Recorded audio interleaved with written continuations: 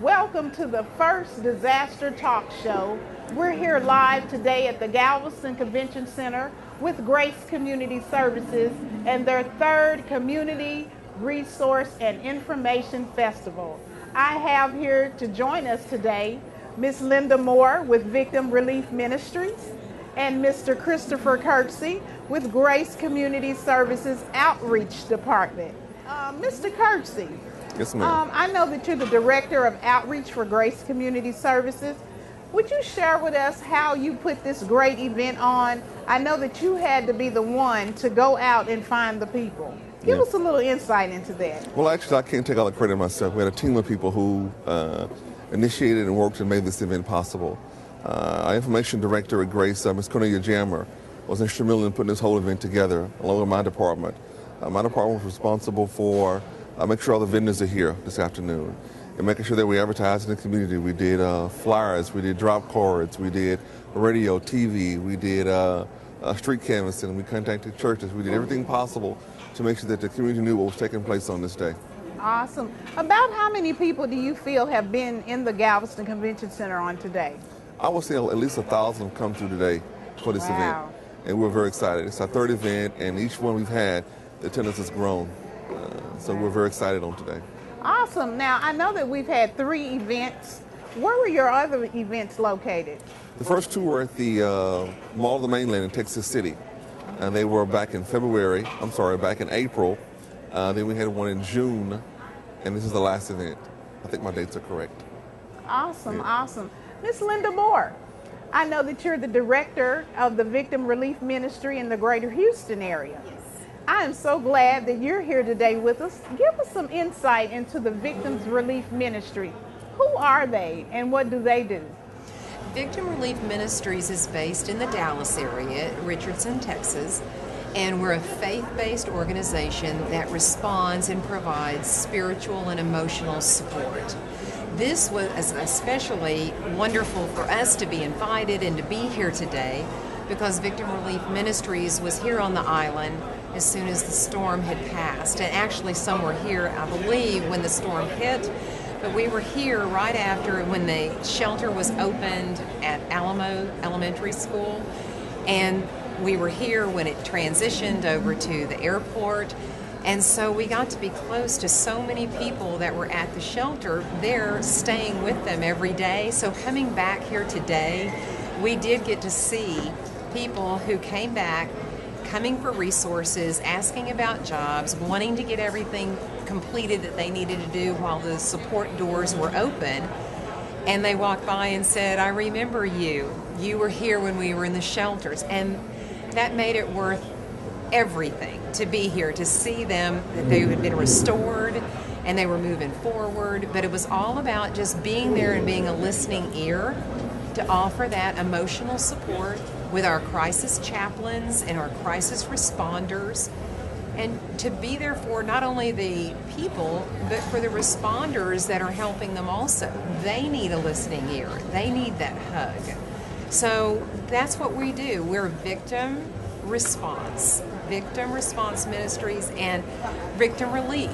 So we're there to help those victims, whether it's a victim of crime, whether it's a victim of a storm, whether it's a family member whose family member was the crime victim. It spreads so far and wide.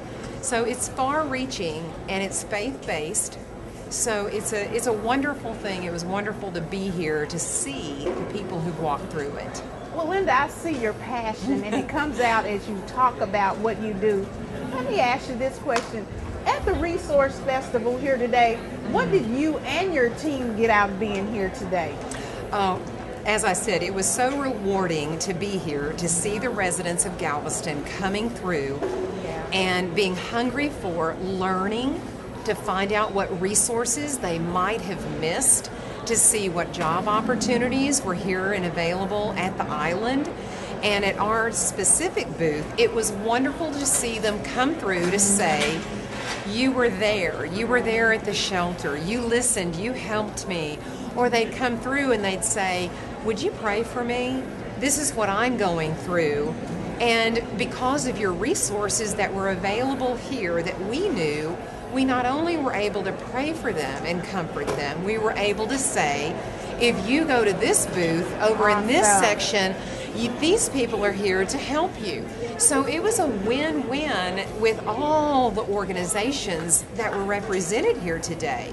So it was a beautiful thing to be able to pray for people, to hug them, to say we're glad to know that you have everything put back together, and for those that still had open gaps, to know where to send them inside this convention center because they were here. The needs were met by the different organizations that you had brought in.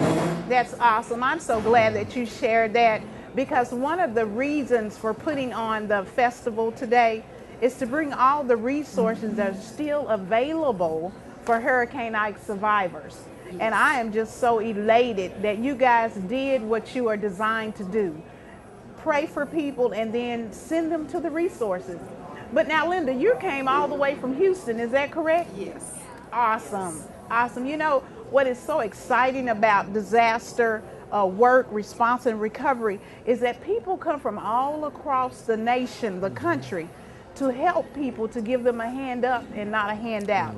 Now, Mr. Courtesy, as I hear outreach, outreach means that you're reaching out to everyone. And I'm excited about that. Would you give us just a little more insight into your outreach methods in terms of canvassing and hitting the street? That is so important you ask that question, Ms. Campbell. I'll tell you why.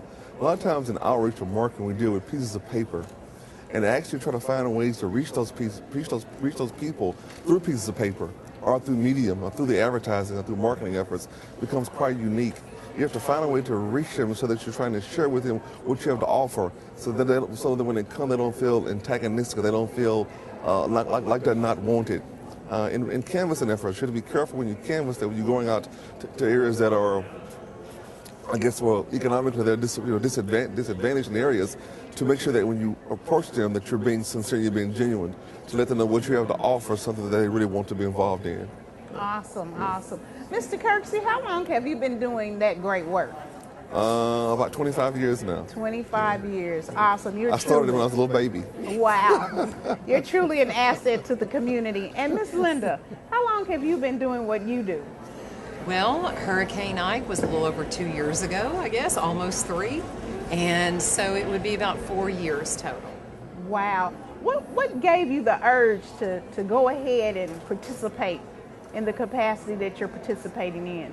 Well, the founder, Gene Grounds, once you heard his passion and the need that he saw in the communities and how a faith-based organization could respond to say, we're here to help, just call on us, and the Christian-based foundation in it, his story alone was enough to draw you in, to be there, to hand out a simple bottle of water to someone who needs it after a storm, and what that means to them, but just the needs, the unmet needs that were out there, and how the church could respond.